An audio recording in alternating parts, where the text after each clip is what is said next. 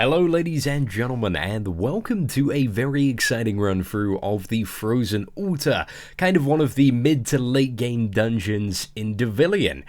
We are here today on my Cannoneer, and I'm going to be doing the full dungeon solo.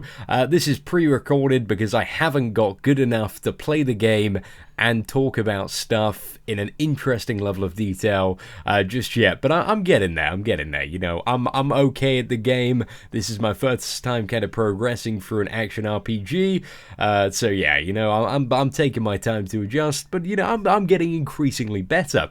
This is probably one of my favourite dungeons, just due to the fact the amount of stuff going on constantly. As you'll notice just back there, you constantly get kind of bombarded in different places by like these dragon cannons that are firing like icy orbs that will keep on following you until they hit either yourself or some sort of enemy, so you kind of have to kite them into bad guys. There's also a lot of ice traps and all that kind of fun stuff about, and there's just some really nasty stuff, as well as, you know, it being quite a decent challenge the first couple of times you do it. As you can see, this is actually one of the first bosses, which is quite difficult because she initially starts off, the start isn't too bad, so she starts off, she's attacking from ranged, and she starts with these three big dudes. They're fairly easy to kite and just nuke down, but once she gets to about 50%, then basically a ton of other adds are going to run in, and this is where the fight can really get messy. There's not too much you can do to avoid her attacks as well. There are some ground ones, and there are some ones that will just go to you regardless. As you can see, those are the adds that I was talking about earlier. They just come in and make your life absolute mayhem, so you just got to kite them around, while also, you know, keeping yourself healed up with whatever vials you have. But after you kill those adds, there should be like a blood orb somewhere that you can quickly grab, and there you go, you can get healed up then. I chose to do it after, I don't know why.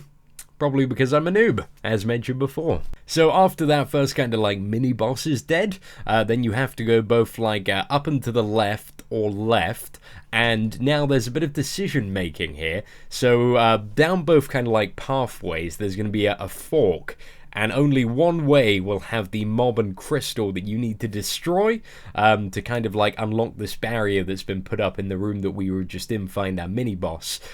So you kind of have to pick a way. I chose to go left first this time because I thought it was going to be a fantastic idea.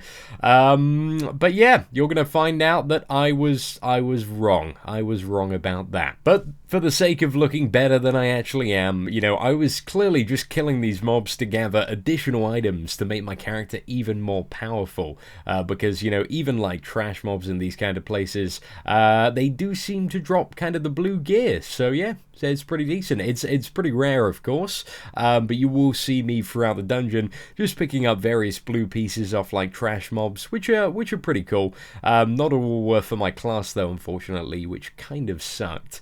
Now, one thing that I do want to kind of mention, I didn't even attack those elementals, but if you kind of see the frost water elementals at the back, they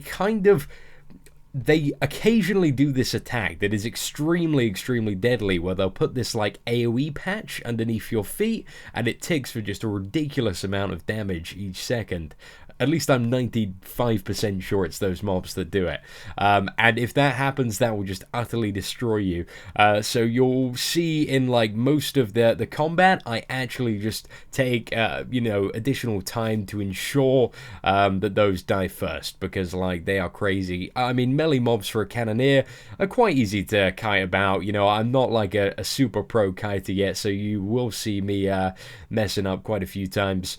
And then once you've killed all those mobs, as soon as you kill the crystal, the skeletons will just stop whatever they're doing and drop dead. So, you know, you don't have to worry about endlessly killing waves of skeletons. But the three little mobs and the Grim Reaper surrounding the crystal, you do need to kill and clear first.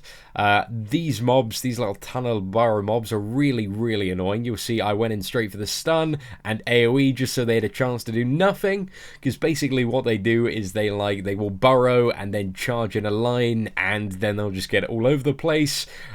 and if they hit you, they hit stupidly hard, so it's really difficult to like kite 3 of them down. So I just try and open with like my explosive trap stun to knock them all down, and then just use the big meteor and burst them down before they can do anything. This is the second fork where you have to choose. You can either go up or to the left, and you'll see I chose wrong yet again. Never lucky, guys, never lucky. So just going down the back around the outside. I tried to sneak past these mobs because I know sometimes you can, but unfortunately, being yet again a massive noob, I managed to aggro them.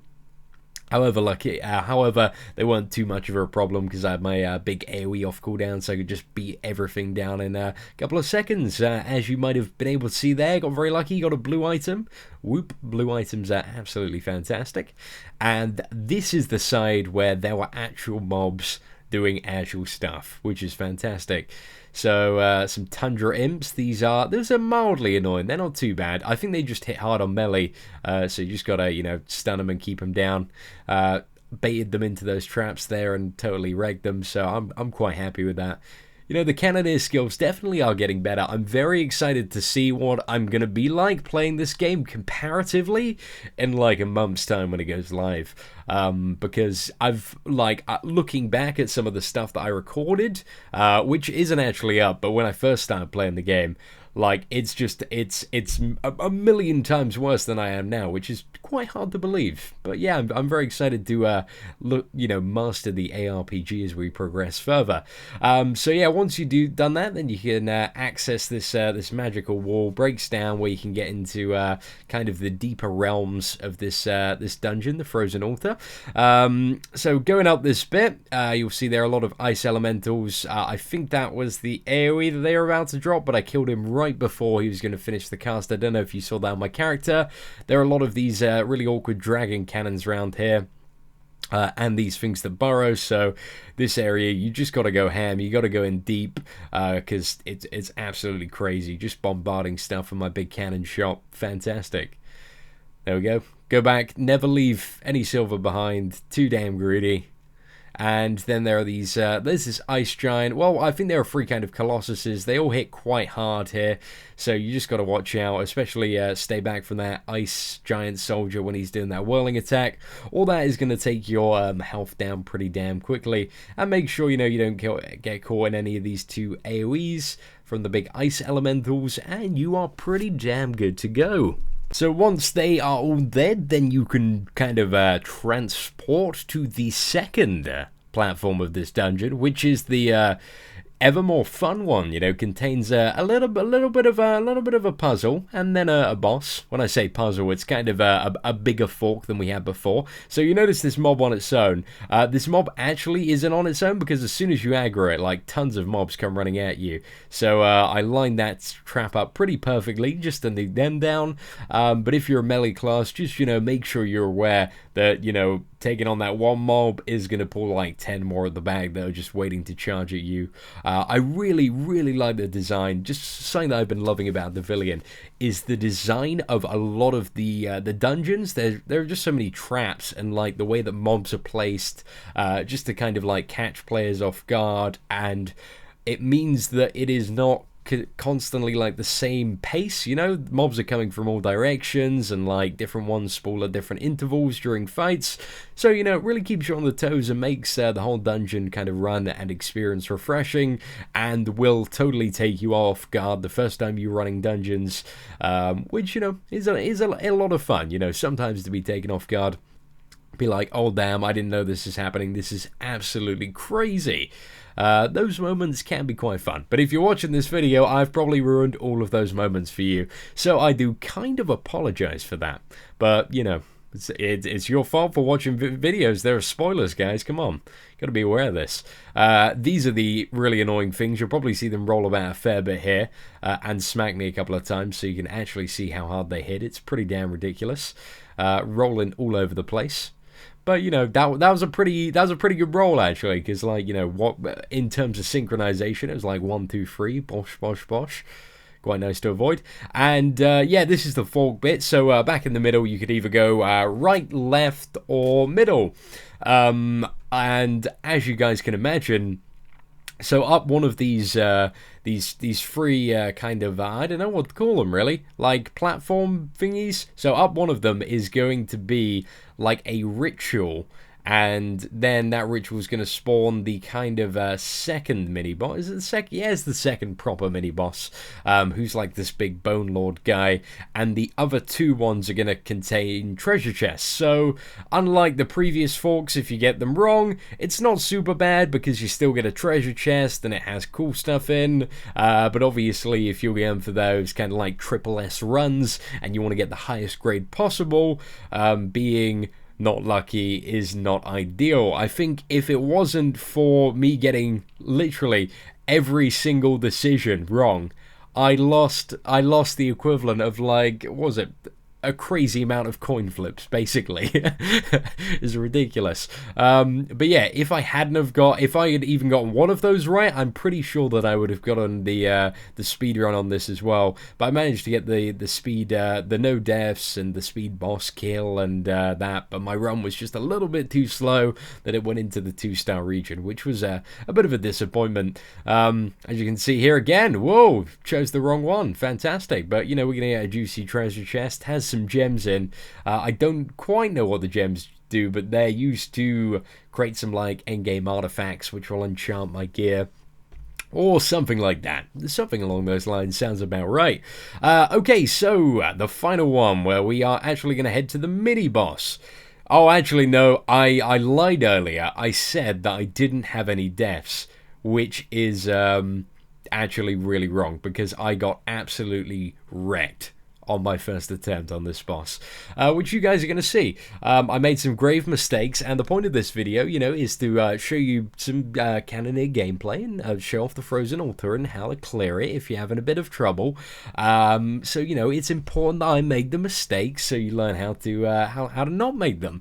So as you can see, up ahead, this ritual, you can't attack anything until this big ice bone giant spawns, which is going to be in a second. I was way too quick in throwing down my AoEs. I think I wasted some cooldowns there. You want to try and cleave the Reaper on this as well, because he'll be active at the start. One of the very important things about dungeon mini bosses that you may or may not know is that every boss in the dungeons, apart from the final boss, can be CC'd. Yeah, that was the mistake I made, guys. So you see the big black orb of death pretty much one-shot me. Well, it goes and then explodes, so you've just got to be constantly on the move and on the lookout for that. I got very lucky on the second one. I was like heightened senses. We actually didn't get any black orbs of death, so I was pretty damn happy about that. But yeah, just in case you do get those black orbs of death, guys, you got to watch out, because they'll hurt really badly. Like, you know, one bang in if you are in the middle of them. So you definitely don't want to get involved with those. Okay, so apart from that, you just want to kite this guy because he is really hard. If you're melee, you just want to watch out for his big kind of slashing frenzy attacks that he's doing. But if you're ranged, then you can just face roll, run around, shoot him, and just make sure you're always looking for if he is doing a kind of casting animation. Like, so much about Devilian is like looking at the animations that the bosses are doing, and that actually becomes a very important element of defeating the last boss. So the last boss is really, once you are like a minute or so into the fight, it is incredibly easy. You just need to get kind of used to like his animations and patterns, because he doesn't have like I'm just gonna say animations, because he doesn't have a set order of doing stuff. He's just gonna like do an animation for an ability, not announce it or anything, but from that animation you're gonna be able to tell, and we'll cover those in a second. Just need to clear these mobs, and then we are going up to the final boss chamber. Fantastic. Also, the final boss platform does look pretty damn incredible. It's a nice little frosty arena, which is pretty cool. And this is the guy. He's the grim frosty Reaper of Death, or just Reaper, as he's called. So basically, he has two animations. He's going to have one where he kind of like will come back, like pull his hands back and conjure some dark energy. And if he does that, then he's going to shoot these like horrible, I don't know, icy darkness balls at you, those balls. And if he does a little kind of like runic circle below him, like an icy runic circle, then he's going to do this thing where he does like 5 icy circle patches, and you just got to keep moving to avoid those. You will see a bit of fail on my behalf here, as it had been like a tiny little while since I'd done it, so I was just getting used to the animations. But yeah, it's fairly simple when you use that when you learn that pattern. And he's just going to have those 2 abilities that he's going to do. Obviously, if you do get in melee range, you see that kind of massive scythe that he has. He's going to swing that directly at your face. So you want to do your best where possible to avoid that. But if you're a range class, this guy is incredibly easy to kite and just stay away from. Literally, like it's too damn simple for like shadow hunters, evokers, and also cannoneers. So yeah, you shouldn't have too many problems. I'm really not too sure what this fight is like as a berserker. I'm really interested to try, you know, getting my berserker higher, just because so many of the fights seem like, oh, how the hell would this be possible if I was a melee? Also, this guy's just going to randomly port about, which is a bit awkward, and I failed a bit there. So once you get him kind of down below to that orange area, he's going to gain 2 new attacks. One where he does like this massive frost circle that you have to move out of. Just really simple, frosty circle, stay out of it. There's also going to be this one where the platform goes dark, and there'll be some kind of glaive zookas that kind of they expand outwards to the inner circle thing that I'm standing on right now, and then they'll go back in directly the way that they came.